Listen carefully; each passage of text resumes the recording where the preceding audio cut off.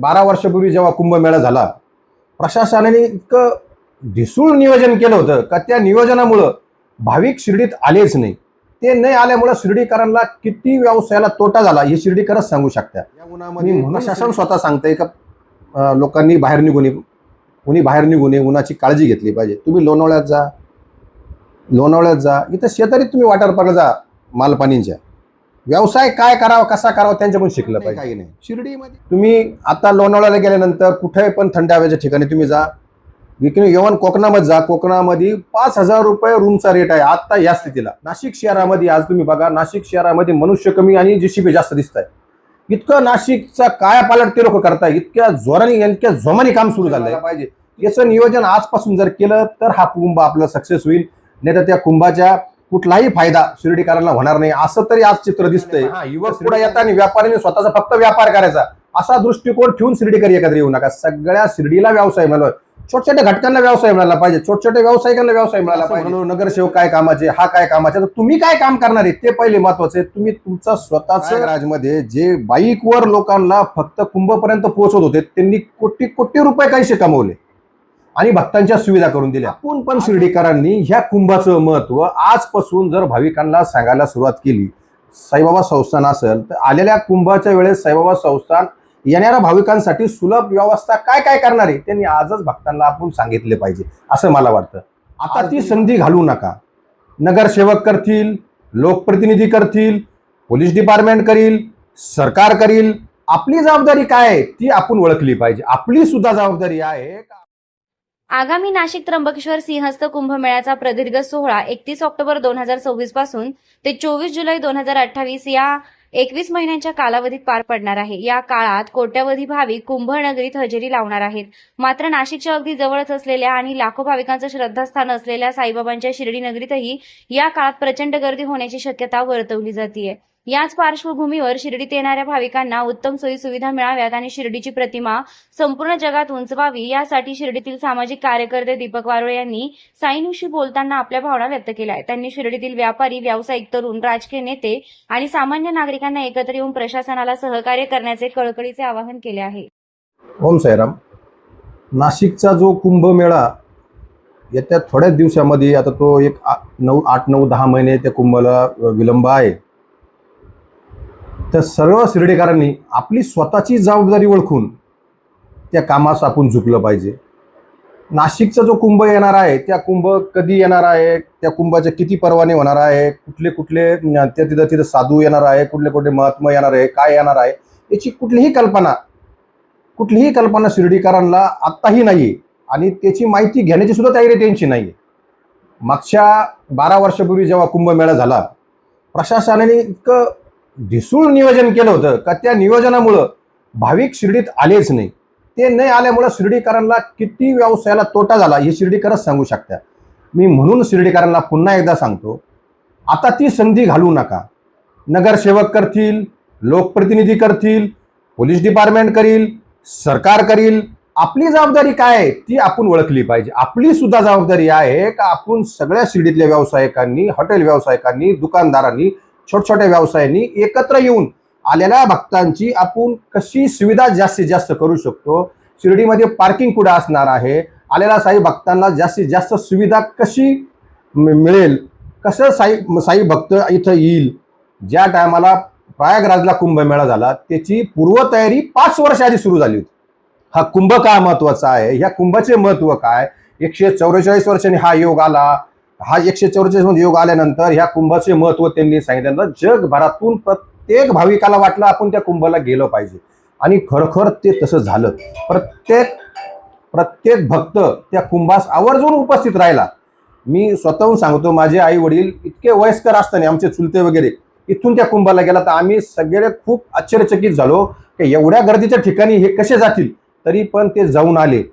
आपण पण शिर्डीकरांनी ह्या कुंभाचं महत्व आजपासून जर भाविकांना सांगायला सुरुवात केली, साईबाबा संस्थान असेल तर आलेल्या कुंभाच्या वेळेस साईबाबा संस्थान येणाऱ्या भाविकांसाठी सुलभ व्यवस्था काय काय करणार आहे त्यांनी आजच भक्तांना आपण सांगितले पाहिजे असं मला वाटतं. आज तुम्ही बघा, शिर्डीमध्ये शनिवार रविवार थोडी जरी गर्दी वाढली तर लाईटचे 3-13 होतात. जर भक्तांनी कुंभाच्या वेळेस अति गर्दी केली तर MSCB पूर्णपणे पूर्ण ताकदीने लाईट देऊ शकते का, हाच प्रश्न पहिले तयार झाला. आपल्याकडे योगायोगाने खरोखर खूप चांगले अधिकारी लाभलेले आहे. गाडीलकर साहेबासारखे अधिकारी आहे, नगरपंचायतचे दिघे साहेब आहेत, पोलीस डिपार्टमेंटचे DSP साहेब आहे, गलांडे साहेब आहेत.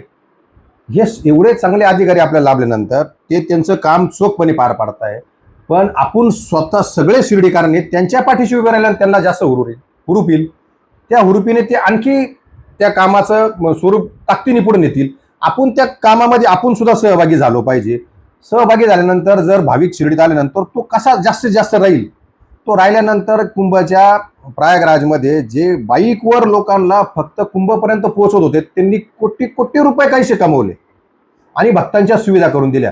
आजही पण प्रयागराजला कुंभाचे आजही लोक तिथं जातात, तिथं जाऊन त्या पवित्र कुंभामध्ये आंघोळ करून येतात. तसं आपण शिर्डीकरांनी सुद्धा सगळं एकत्र होऊन ह्या सगळ्या गोष्टीचं नियोजन केलं पाहिजे. नाही तर इतकं दुर्दैव आपलं राहील का आपण ह्या कुंभाचा कुठलाही फायदा घेऊ शकत नाही. आपण जर असं म्हणलो नगरसेवक काय कामाचे, हा काय कामाचे, तर तुम्ही काय काम करणार आहे ते पहिले महत्वाचं आहे. तुम्ही तुमचं स्वतःचं योगदान काय आहे हे ओळखलं पाहिजे. हे जवळ तुम्ही ओळखणार नाही तर ह्या सगळ्या गोष्टी होणार आहे. का आपण प्रशासनाची मीटिंग लावली पाहिजे का तिथं ह्या ठिकाणी आपण पार्किंग केली पाहिजे, ज्या ठिकाणी आपण पार्किंग करणार आहे त्या ठिकाणी पार्किंग म्हणून आपल्या शिर्डीतल्या युवकांनी पुढे आलं पाहिजे. त्यांनी आम्ही ह्या व्यवस्थेमध्ये आम्ही सहभागी होऊ, व्यापाऱ्यांनी पुढे आले पाहिजे. हा, युवक पुढे येतात आणि व्यापाऱ्यांनी स्वतःचा फक्त व्यापार करायचा असा दृष्टिकोन ठेवून शिर्डीकर एकत्र येऊ नका. सगळ्या शिर्डीला व्यवसाय मिळाला, छोट्या छोट्या घटकांना व्यवसाय मिळाला पाहिजे, छोट्या छोट्या व्यावसायिकांना व्यवसाय मिळाला पाहिजे. याचं नियोजन आजपासून जर केलं तर हा कुंभ आपला सक्सेस होईल. नाही तर त्या कुंभाच्या कुठलाही फायदा शिर्डीकरांना होणार नाही. असं तरी आज चित्र दिसतंय. तर शिर्डीकरांनी जागृत व्हा, आपली जबाबदारी ओळखा, कोणावरही डिपेंड न राहता आपण आपलं काम पुढं कसं जाईल, कसं होईल, कसं काय करता येईल, माझं योगदान काय राहील, मी काय करू शकतो, मी आज 2 रुपये जर खर्च केले तर उद्या मला 200 रुपये मिळणार आहे, हे मोठे विचार ठेवून आपण जर पुढे गेलो, या सगळ्या अधिकाऱ्यांचा आपण शिर्डीकरांनी आपला व्यवसाय कसा वाढन, ताकाला जायचं गाडगाला पोहायचं असं न करता चांगलं सही भक्त चांगल्या सुविधा कशा आपण देऊ शकतो. कुंभाच्या वेळेस आल्यानंतर हॉटेल व्यावसायिक आहे, कुंभाच्या वेळेस आल्यानंतर जे कुंभाला भक्त येतील त्यांना आपण कमी रेटमध्ये रूम देऊ शकतो का, आणि त्या रूममध्ये काय काय त्यांना फॅसिलिटी देऊ शकतो, काय काय व्यवस्था करू शकतो, नाशिकहून त्यांना इथे येण्यासाठी आपण काही सुविधा करू शकतो का. काही दुकानदाराला आपण कुंभाच्या वेळेस सेल म्हणून किंवा कुंभाला आलेल्या लोकांना एक नवीन काहीतरी आपण उपाययोजना करू शकतो का. हॉटेल रेस्टॉरंटवाले असतील, कुंभाला आलेल्या लोकांना आपण असं वेगळं काही जेवण देऊ शकतो का. असं नवीन उपाययोजना जर आपण केल्या तर नक्कीच साई भक्त नाशिकहून इथं नक्कीच येईल. येण्यासाठी तो 100% प्रयत्नशील राहील. असं आपल्याकडून उपाययोजना झाली पाहिजे, असं माझा सगळ्या शिर्डीकरांना आव्हान आहे. आपण कोणावरही आणि कोणावर डिपेंड न राहता आपण स्वतःची जबाबदारी ओळखून आपण स्वतः अधिकाऱ्यांना भेटलो पाहिजे, सगळ्यांशी चर्चा केली. पण कुंभाचं काय, नाशिक शहरामध्ये आज तुम्ही बघा, नाशिक शहरामध्ये मनुष्य कमी आणि JCB जास्त दिसत आहे. इतकं नाशिकचा कायापालट ते लोक करताय, इतक्या जोराने इतक्या जोमाने काम सुरू झालंय. तिथं गेल्यानंतर असं कळतं का फक्त कुंभ तिथंच, आपल्याकडे काहीच नाही. आपल्याकडे पण हे सगळ्या सुविधा उपलब्ध झाल्या पाहिजे. याच्यासाठी आपण प्रशासनाच्या मागे लागलो पाहिजे, प्रशासनाकडून त्या पूर्ण करून घेतल्या पाहिजे. आपले लोकप्रतिनिधी नामदार राधाकृष्ण विखे पाटलांकडे आपण सगळ्या शिर्डीकरांनी त्यांच्याशी संघाला जाऊन त्यांच्या काय काय उणीव आहे त्या सगळ्या त्यांना सांगून त्या पूर्ण करून घेतल्या पाहिजे, असं शिर्डीकर म्हणून मला वाटतं. शिर्डी गेल्या काही वर्षापासून व्यवसायावर एक मंदीचं सावट आलंय आणि आपण कोणालाही विचारलं का बाबा कसं काय परिस्थिती, तर काही नाही भाऊ, गर्दीत आहे पण धंदे काही नाहीये, लोक काही खर्च करायला तयार नाही, अशा पद्धतीचे उत्तर येतात. तर काय नेमकं याचं कारण असू शकतं काय आपल्या शिर्डी? मंदीची सावट ही फक्त शिर्डीवरच आहे आणि ही शिर्डीकरांनी वडून घेतली. तुम्ही आज एवढं तीव्र ऊन आहे, या उन्हामध्ये प्रशासन स्वतः सांगतंय का लोकांनी बाहेर निघू नये, उन्हाची काळजी घेतली पाहिजे. तुम्ही लोणावळ्यात जा, इथं शेजारी तुम्ही वॉटर पार्कला जा, मालपाणींच्या व्यवसाय काय करावा, कसा करावा त्यांच्याकडून शिकलं पाहिजे. शिर्डीमध्ये साई भक्त थांबण्यासाठी कुठलीही उपाययोजना संस्थांकडून न झाल्यामुळं ही शिर्डीवर सावट आहे. जर ती उपाययोजना पूर्ण झाली ती ही सावट त्या दिवशी संपली असं मला तरी वाटतं. कुठलीही सावट नाही, काही नाही. तुम्ही आता लोणावळ्याला गेल्यानंतर कुठे पण थंड हवेच्या ठिकाणी तुम्ही जा, इव्हन कोकणामध्ये जा, कोकणामध्ये 5,000 रुपये रूमचा रेट आहे आता या स्थितीला. शिर्डीकरांनी ती गोष्ट ओळखून घेतली पाहिजे का आपण रोज व्यवसायामध्ये दरवर्षी 10% मायनस होतोय. प्लस होतच नाही, त्याचे कारण कोणी शोधायला तयार नाही. आपल्या व्यवसायामध्ये आपण Booking.com असेल जे आणि कोणते पोर्टल असेल त्यांना कमिशन इतकं देऊन ठेवतोय, पॉलिशवाल्याने इतकं कमिशन देतोय का हॉटेल व्यवसाय आपण स्वतः खड्ड्यात घालून घेतली. त्याला वर काढण्यासाठी तुम्हाला हॉटेल व्यावसायिकांना दरवेळेस मिटिंग घेतल्या पाहिजे. या सगळ्या गोष्टीमध्ये आपण जर विचार केला तर आपण कुठलाही व्यवसायामध्ये फक्त कुटुंब चालू शकतो एवढाच व्यवसाय शिल्लक आपल्या चुकामुळे आपण ठेवलेला आहे. या चुका जर आपण सुधारवल्या, या सगळ्या गोष्टी जर केल्या, ऑनलाईन व्यवसायात जे लोक ऑनलाईन व्यवसाय करताय दरवर्षी लाखोनी कमिशन भरताय, लाखोनी. का शिर्डीत आलेल्या साई भक्तांना जर आपण चांगली सुविधा दिली, चांगल्या जर पद्धतीने त्यांना जर व्यवस्थित हँडल केलं तर ते कस्टमर पुन्हा पुन्हा तुमच्या हॉटेलवर येऊ शकतं, तुम्हाला ऑनलाईनची गरज भासणार नाही. याच्यासाठी काय काय उपाययोजना केल्या पाहिजे, काय काय नाही, या सगळ्या आपण शिर्डीकरांनी एकत्र बसल्याशिवाय याचं कुठलाही मार्ग पुढे जाणार नाही. सावट वगैरे हा शब्द मला तरी अंधश्रद्धा वाटते, असं काही नाहीये. अंधश्रद्धा वाटते. शिर्डीकरांनी आजही समजून घेतलं पाहिजे का आपल्या व्यवसायातले 50% रक्कम आपण विनाकारण कमिशन रूपाने लोकांना देत आहे, त्याच्यामुळे तुमच्यावर ही सावट आहे. कसं आहे याच्यामध्ये, असं आहे जो साई भक्त शिर्डी देतो तो एक साईबाबांचं दुसरं रूप आहे असं जवळ शिर्डीकरांना वाटणार नाही तोवर ह्या सगळ्या गोष्टी हे होणार. आणि जे लोक साई भक्तांचे हेडाळणा, साई भक्तांची लूट, साई भक्तांशी अरेरावेची भाषा करणं, ह्या पद्धतीने व्यवसाय करतात, त्या सगळ्या लोकांना माझं स्वतः एक आव्हान आहे की तुम्ही त्या ज्या पद्धतीने पैसे कमवतात तुमच्याकडे ते पैसे संध्याकाळी किती शिल्लक राहतात याची पडताळणी तुम्ही करा. तुम्हाला समजल तर आपण चुकीच्या पद्धतीने व्यवसाय केल्यानंतर आपण स्वतःच या सगळ्या गोष्टीमध्ये आपलं स्वास्थ्य खराब करून घेतो, आपलं आयुष्य खराब करून घेतो, आपल्या मुलाबाळांचं करून घेतो. साईबाबा तुम्हाला रोज झोपेतून उठल्यापासून तर झोपेपर्यंत तुम्हाला सगळ्या गोष्टी उपलब्ध करून देत आहे, फक्त तुम्हाला घेता येत नाही. चुकीच्या पद्धतीने पैसे कमवल्यानंतर शिर्डीमध्ये या सगळ्या गोष्टी मी सांगण्याची गरज नाही. शिर्डीकरांना सगळ्यांना माहिती आहे का किती लोकांच्या चुकीच्या पद्धतीने केले हाल होत आहे. ज्या लोकांनी चुकीच्या पद्धतीने व्यवसाय केला त्या लोकांना इथं कुठेही थारा नाही आणि राहणार पण नाही. त्याच्यामुळे मी पण पुन्हा एकदा या चुकीच्या पद्धतीने व्यवसाय करणाऱ्या लोकांना विनंती करतो की अरे बाबा नो, साई भक्त सगळ्यात जास्तीत जास्त शिर्डीत कसा येईल, जास्तीत जास्त साई भक्ताला तुम्हाला जास्तीत जास्त व्यवसाय मिळेल. चुकीच्या पद्धतीने व्यवसाय करू नका. या शिर्डी नगरीमध्ये बाबा आज आहे, उद्या आहे, परवा आहे, आपण नसणार आहे. आपण हे डोक्यात ठेवलं पाहिजे की आपलं कुटुंब भविष्यात सुद्धा शिर्डीच्या बाबांच्या सानिध्यामध्ये आनंदाने जगावा आणि जगलं पाहिजे.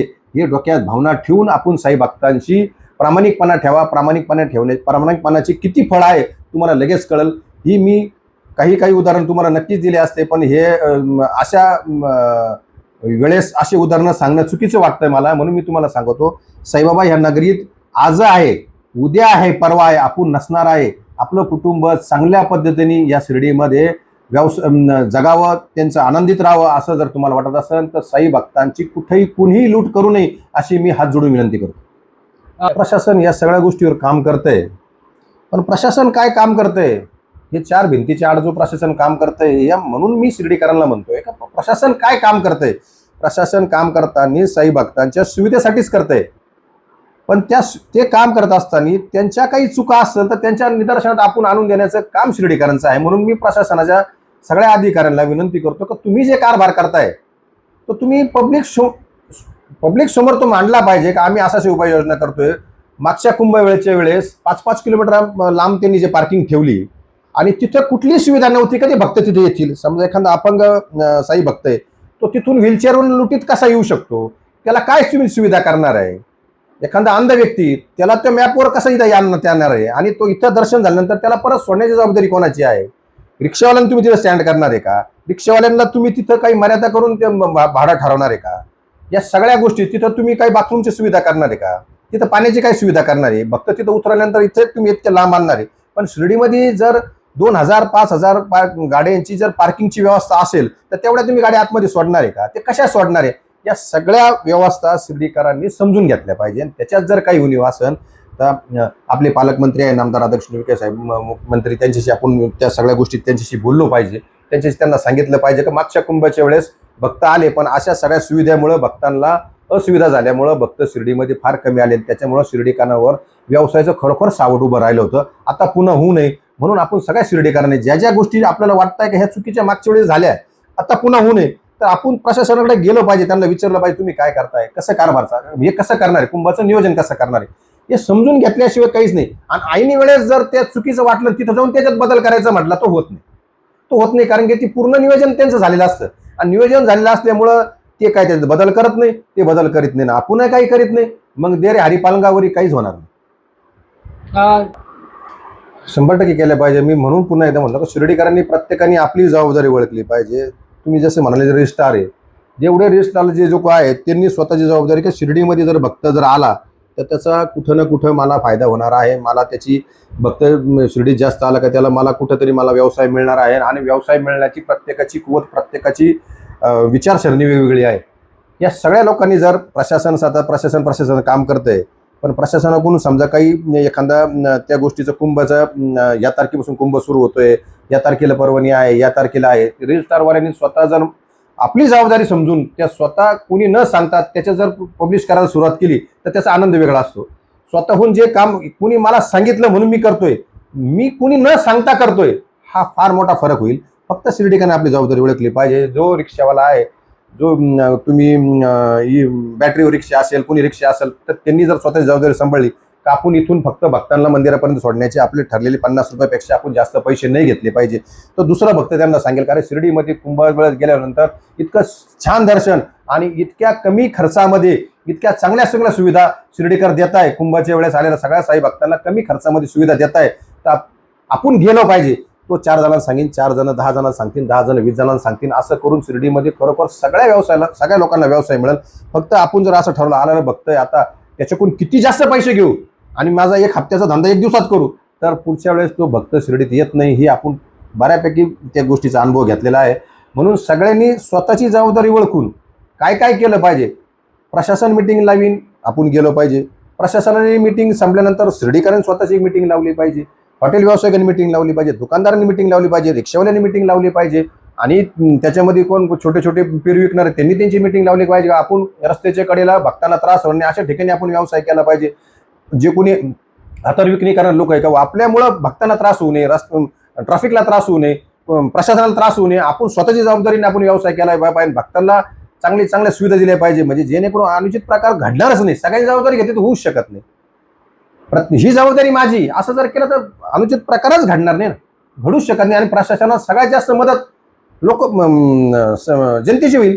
जनता जेव्हा मदतीला धावतं तेव्हा प्रशासनाचं काम पण कमी होऊन जातं ना, आणि त्यांना पण मग ते काम करताना जास्त आनंद मिळतो. शेवट काय आवाहन करा आता प्रशासन, शिर्डीकर आणि नामदार साहेबांच्या माध्यमातून? मी सर्व शिर्डीकर म्हणण्यापेक्षा सगळं व्यावसायिकांना आणि शिर्डीकरांना एक आव्हान करतो का आपल्याला खरोखर मंदीची सावट आपण स्वतःची ओढून घेतली होती शिर्डीकरांनी. ती मंदीची सावट संपण्याची खरोखर आपल्याला आता संधी आहे. सर्व शिर्डीकरांनी ह्या कुंभमेळ्यात सगळ्यांनी जर जोमाने काम करायला सुरुवात केली तर मला स्वतःला खात्री आहे का आपण 5-10 वर्ष या कुंभाची गर्दी आपल्या शिर्डीमध्ये कायमस्वरूपी राहील आणि शिर्डीतली मंदीची सावट संपेल आणि सगळे शिर्डीकर आनंदाने व्यवसाय करतील.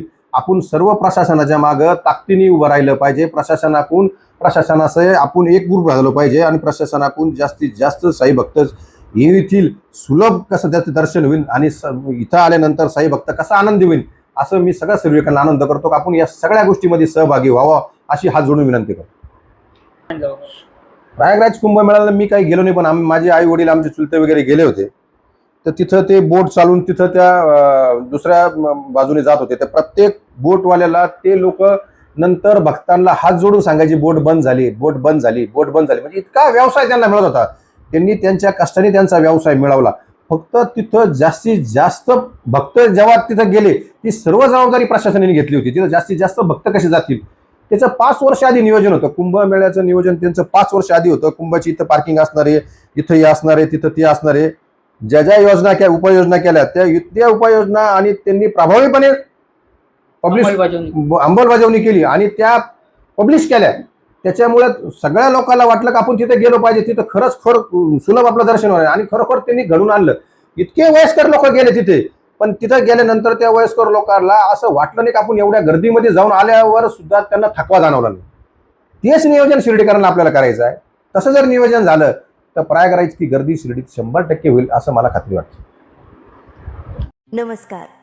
श्री साईबाबांच्या पावनभूमीत तुमचे हक्काचे आणि सुरक्षित घर घेण्याची सुवर्ण संधी चालून आली आहे. आम्ही घेऊन आलो आहोत साई आनंद पार्क.